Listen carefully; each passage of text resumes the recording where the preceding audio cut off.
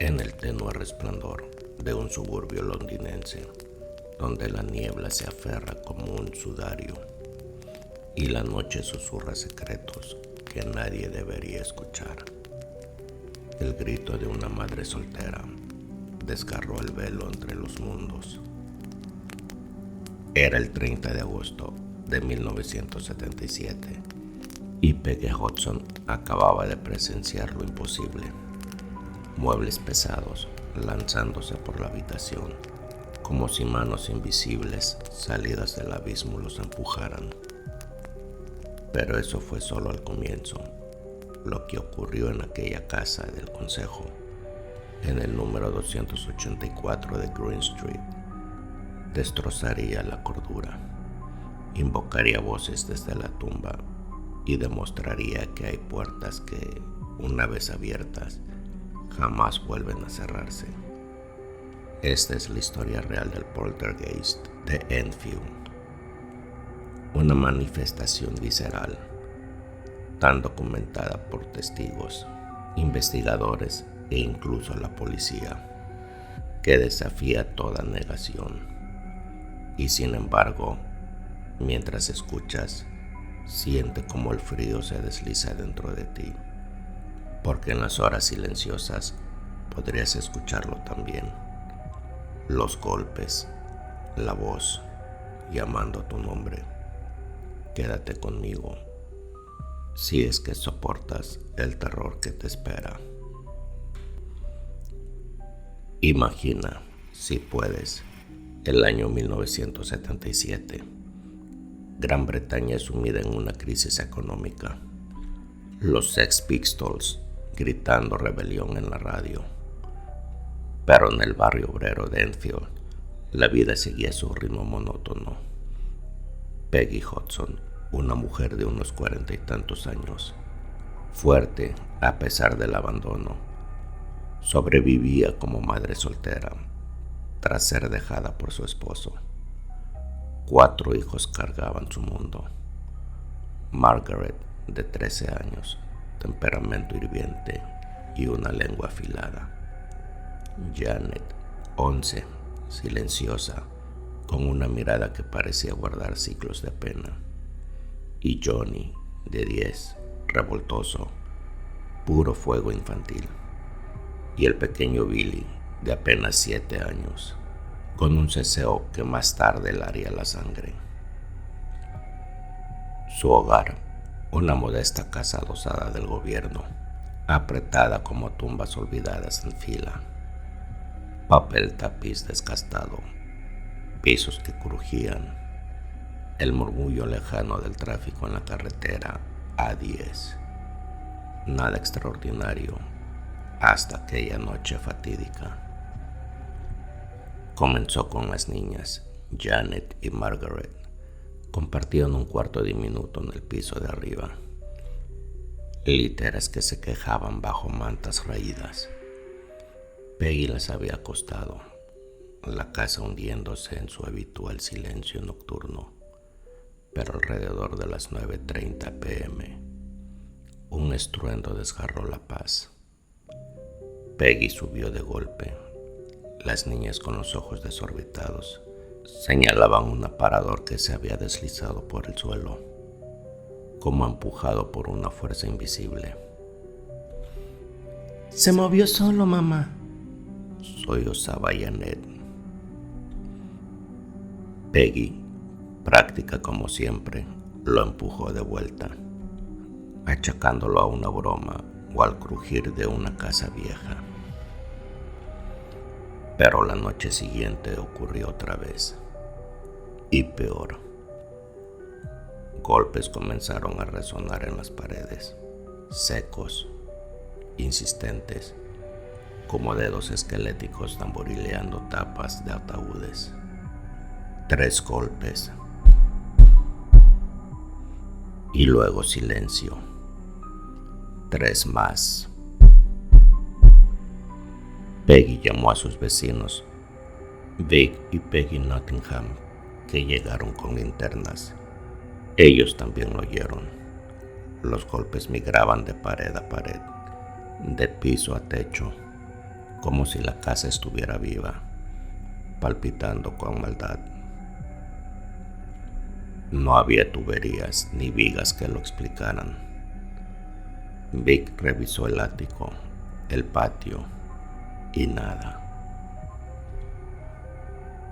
Con el pánico aumentando, Peggy llamó a la policía.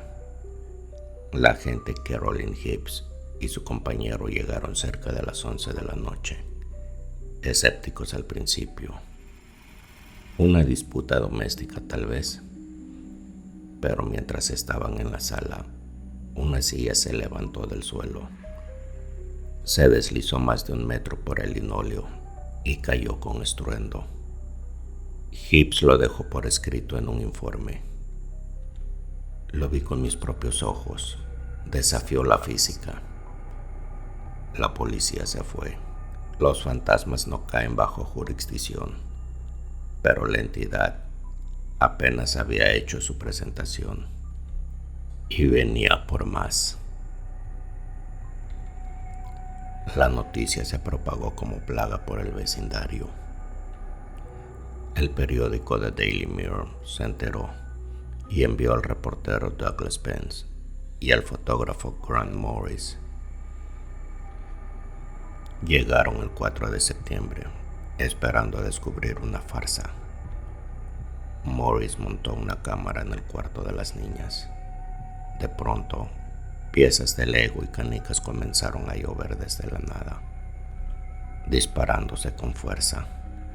Un ladrillo pequeño impactó la frente de Morris. Disparó su cámara al azar. Cuando las fotos fueron reveladas, mostraban orbes borrosos, siluetas sombrías, oscuras en las esquinas. Era como estar en una zona de guerra, recordaría Morris. Pero el enemigo era invisible. Fue entonces que llegó Maurice Grosse, inventor y miembro de la Society for Physical Research, marcado por la reciente muerte de su propia hija, también llamada Janet. Vio esto como una señal del más allá.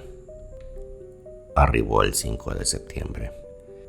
Instalando grabadoras, decidió documentar lo imposible.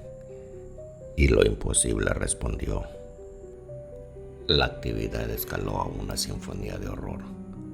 Las camas se sacudían con violencia, arrojando a las niñas por el aire. Los cajones se abrían de golpe, vomitando su contenido como vísceras. Los libros volaban de los estantes, sus páginas hojeándose solas, como si ojos invisibles las leyeran. Una noche, la rejilla de la calefacción se arrancó del muro y fue lanzada por la habitación, casi fracturando el cráneo de Johnny. Peggy encontró cruces grabadas sobre los espejos, invertidas, burlándose de lo sagrado. Pero el verdadero epicentro era Janet, con 11 años. Se convirtió en el recipiente, el juguete del poltergeist. Testigos, más de 30 en total, incluidos periodistas, vecinos y psíquicos, la vieron levitar, no flotar suavemente, sino ser arrojada hacia el techo, su cuerpo doblándose en ángulos antinaturales. Hay fotos, Janet arqueada hacia atrás, pies suspendidos, el rostro desencajado de terror. Siento manos que me arrojan, sollozaba. Manos frías desde la oscuridad. Y entonces llegó la voz. La voz comenzó como gruñidos durante la noche, un gruñir gutural que brotaba del interior de la garganta de Janet mientras dormía. Pero para octubre tomó forma, se transformó en un hablar. Era la voz de un hombre anciano, áspera, retorcida, como arrastrada desde un pulmón lleno de polvo y muerte. Se hacía llamar Fred. aunque a veces decía ser Bill Wilkins, un antiguo residente que, según afirmaba, había muerto en esa misma casa años atrás, ciego, sufriendo una hemorragia cerebral. Yo viví aquí antes que ustedes. Gruñía a través de los labios de la niña, con los ojos en blanco. Esta es mi casa. Lárguense. Gross grabó horas y horas de aquella voz. Más de 200 sesiones en cinta. La voz maldecía, blasfemaba con brutalidad. Lárguense, malditos hijos de puta. Decía cosas que un niño ni siquiera debía conocer. Revelaba detalles del pasado de Bill Wilkins, nombres, hábitos, incluso la silla exacta donde murió. Los vecinos confirmaron horrorizados. Sí, un Bill Wilkins realmente había vivido ahí y muerto ahí en 1963. Pero, ¿cómo lo sabía Janet? Ella juraba no conocer ese nombre, ni haberlo escuchado jamás. Para reforzar la investigación, se unió Guy Leon Playfair, otro miembro de la SPR y autor del libro This House is Haunted. Fue testigo de algo aún más perturbador. La voz no siempre era una, a veces cambiaba, se multiplicaba, como si varias entidades hablaran a la vez a través del cuerpo de la niña. Voces que reían, voces que suplicaban, voces que amenazaban. He venido por ella. Nos pertenece. Posesión, poltergeist o algo más antiguo, algo hambriento. Los escépticos atacaron. Periodistas, científicos, incluso magos expertos en ilusiones intentaron desacreditar el caso. Y sí, las niñas admitieron haber fingido algunas cosas. Doblar cucharas, mover objetos, solo para probar si los investigadores creían en todo. Eso encendió los titulares. ¡Fraude!, gritaban algunos. Pero Playfair fue tajante. Fingieron quizás un 2%. El otro 98% fue imposible de falsificar, porque entonces ocurrió lo imposible de ocultar. Hubo sucesos frente a decenas de testigos, cuando las niñas tenían las manos atadas o cuando Janet estaba bajo vigilancia médica.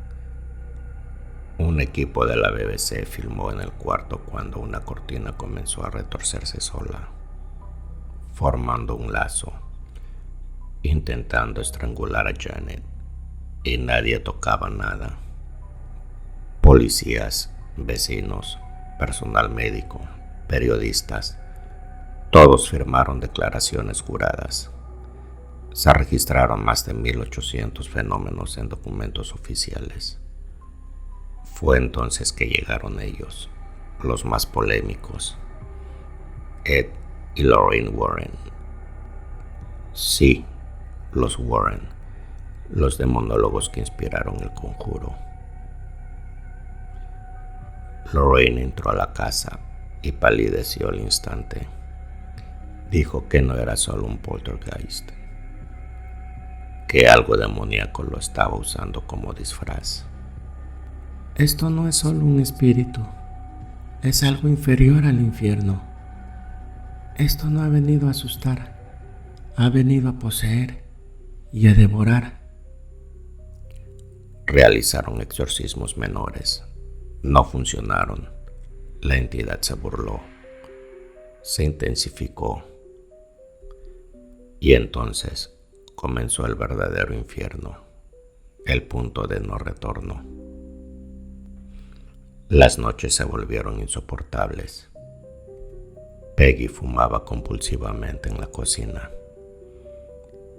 temblando con cada crujido. Los niños ya no dormían, solo esperaban, como si supieran que los golpes llegarían. Y llegaban, siempre a las 3 a.m. Golpes como latidos de una bestia recorriendo las paredes. Objetos desaparecían para luego llover desde el techo horas después. Una Biblia explotó en llamas sobre la mesa. Agua aparecía en el suelo, fluyendo en dirección contraria a la gravedad. Y entonces ocurrió lo imposible. Janet desapareció. Literalmente, de una habitación cerrada, vigilada, se esfumó.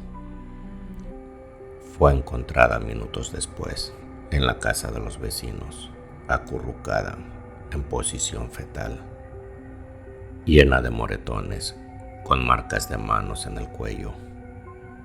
No caminó, no saltó, apareció, me arrojó, susurró. Los médicos dijeron que era imposible que atravesara una pared. Los investigadores no tenían palabras.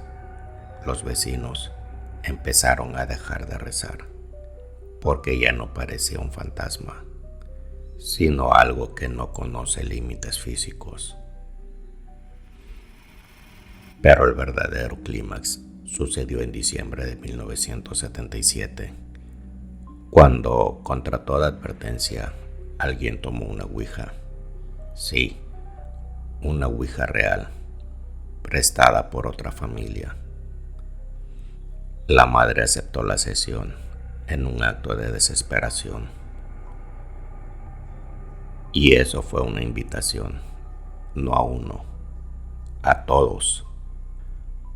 Una voz rugió desde Janet. Idiotas, nos han invitado. Sombras se formaron en cada esquina, figuras humanas, pero rotas. Un hombre enorme, vestido como de otra época,